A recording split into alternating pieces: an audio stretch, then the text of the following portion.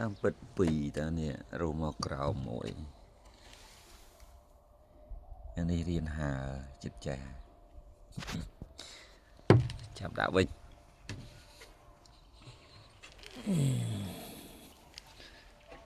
ណែមួយទៀតពីរលេចមើលមិញ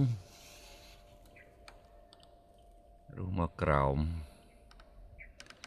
នេះវារៀនហើចេះមិញ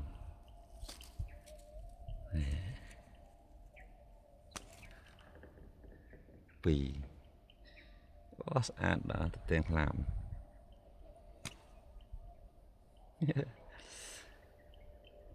ក្តីសុខបានជុំបងប្អូនហើយវិញហើយសុខចាប់ធំបានហោះហើរទៅទៀតអូដបងស្មានតែមួយតាសាលឺសូទៅផ្ទះស្លាប់ធ្លាក់មកក្រោមពីរសោះពួកហ្នឹងជាទូទៅពីរតែមួយដល់តែឆ្ងល់ដែរបែប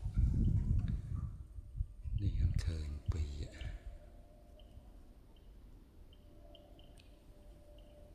ក្តីសុខទេនេះបងប្អូនជីកជីកជីកនេះសលេងយំណា